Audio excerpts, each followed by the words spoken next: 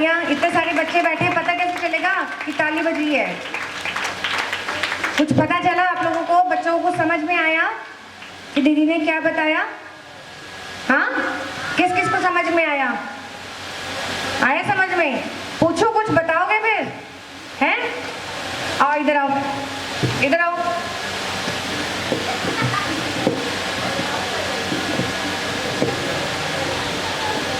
क्या नाम है आपका?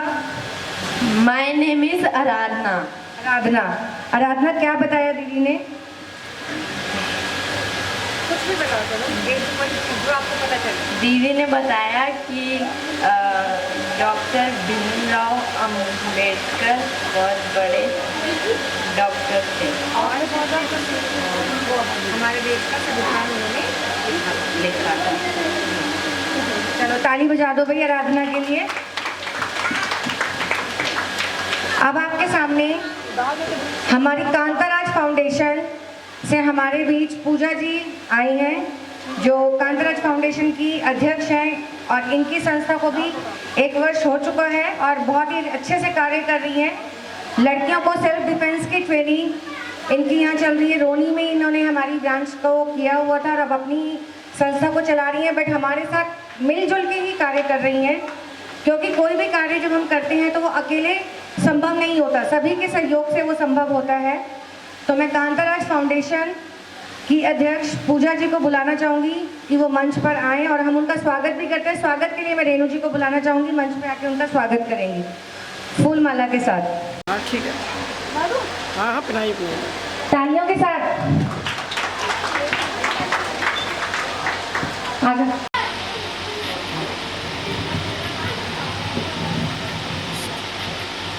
इसमें मैं बाहर हूँ।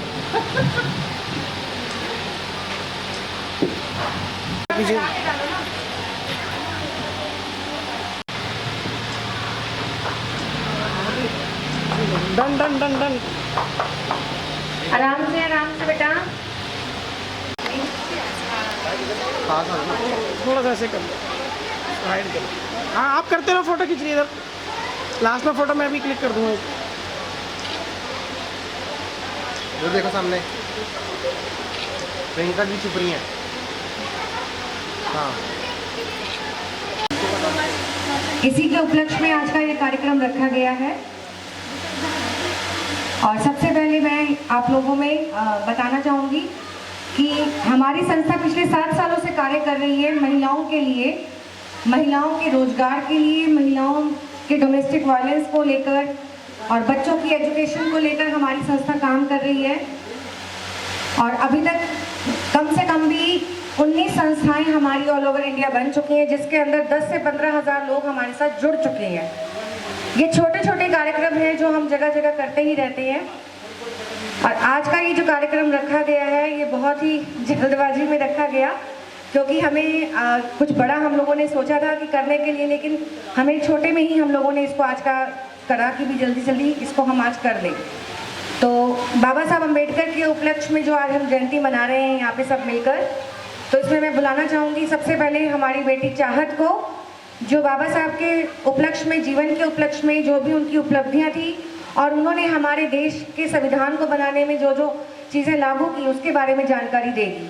चाहत बिटिया, जोरदार तालियों के साथ एक बार चाहत बेटी का स्वागत करेंगे सब। हेलो,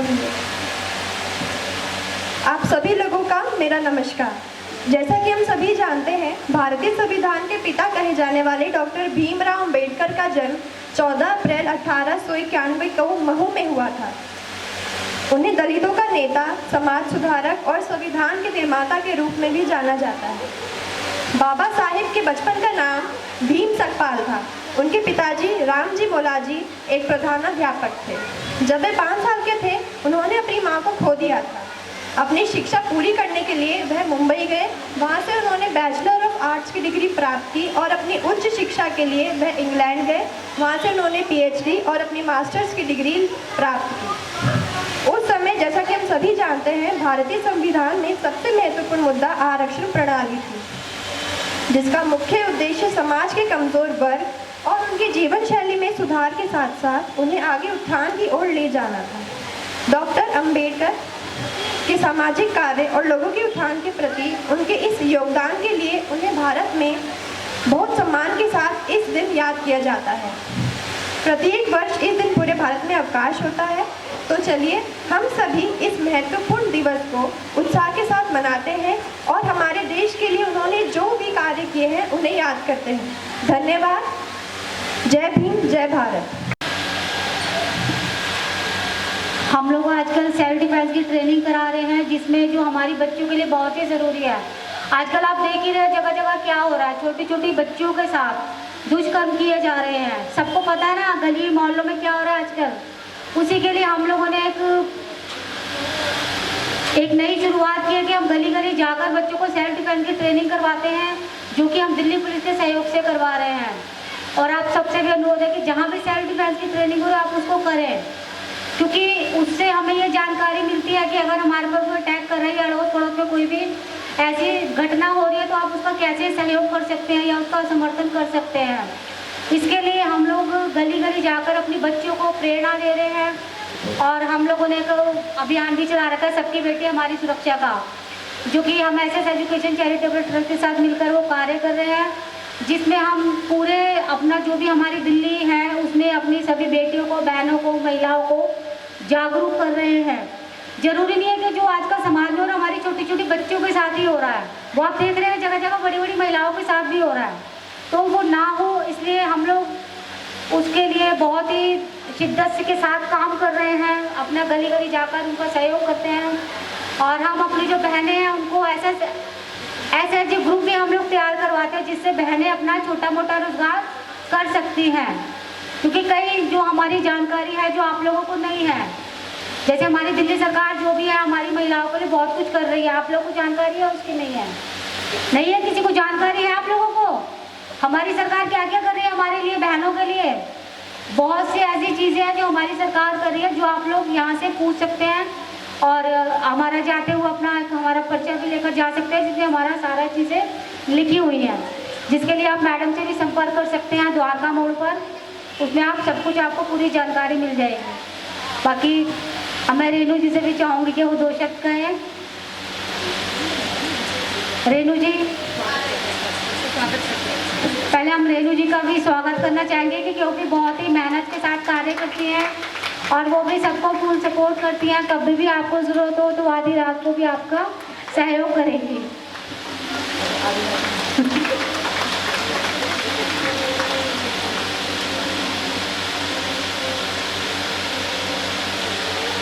रेनू जी आप 2 शब्द कहिए।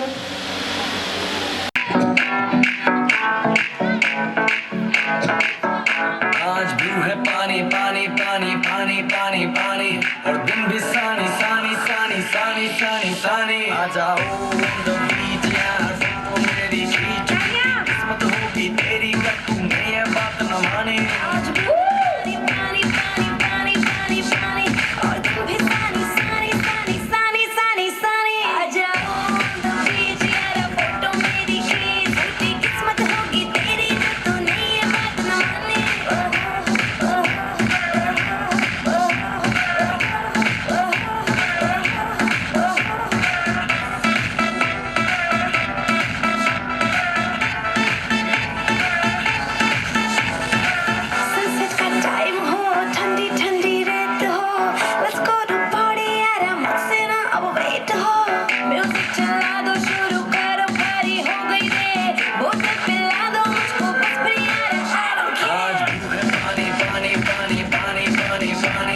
दिन भी सानी सानी सानी सानी सानी सानी आ जाओ on the beach यार, फोटो मेरी खींच तेरी किस्मत होगी तेरी कब तुम्हें ये बात न माने।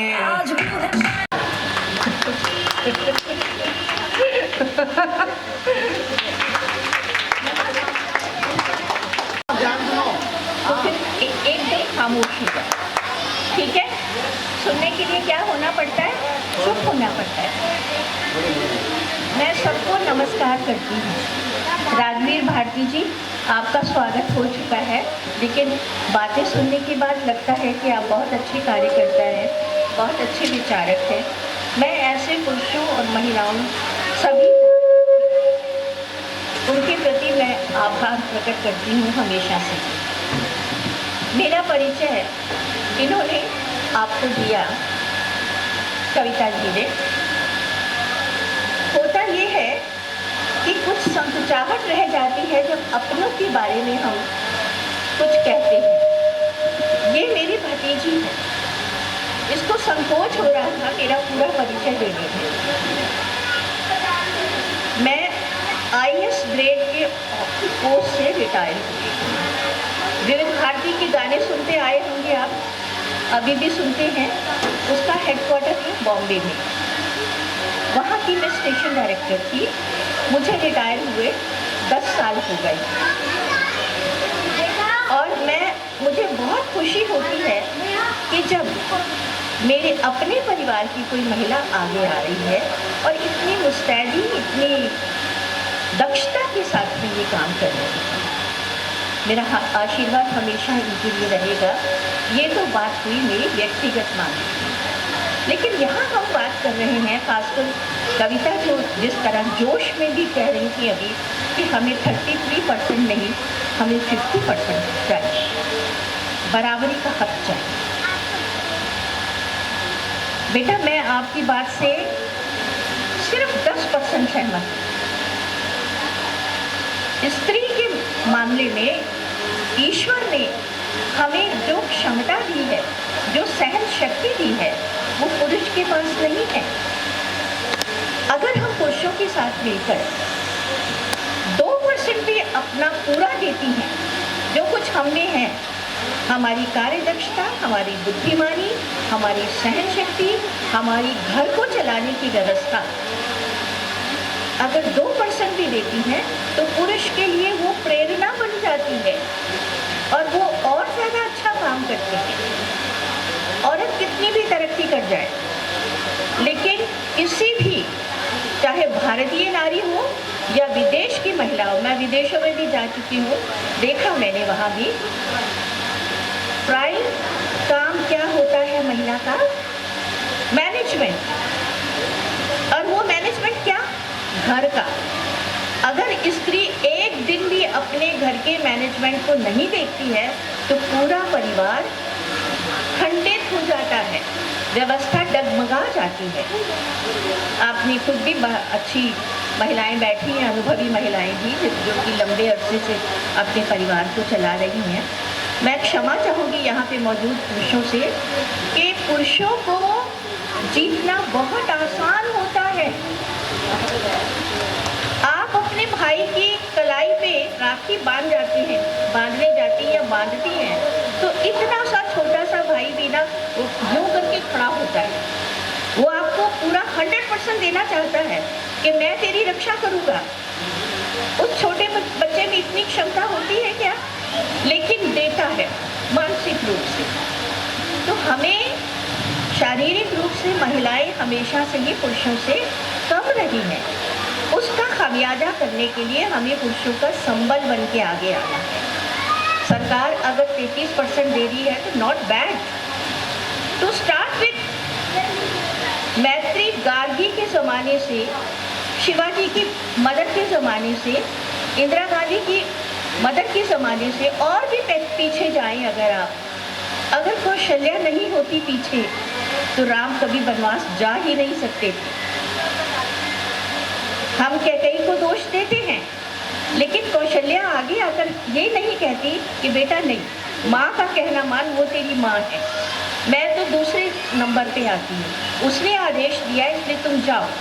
लेकिन अगर कौशल्या आज की महिलाओं की तरह रोने लगती तो राम क्या जा पाते वनवास? क्या रावण का वध कर पाते? पुरुषों की ताकत बनना हमारा मेन काम है। औरत को इसीलिए धरती के साथ उसकी उपमा की जाती है। अगर धरती बीज को धारण करने के बाद फटे नहीं तो क्या पौधा निकल सकता है? सृजन हो सकता है?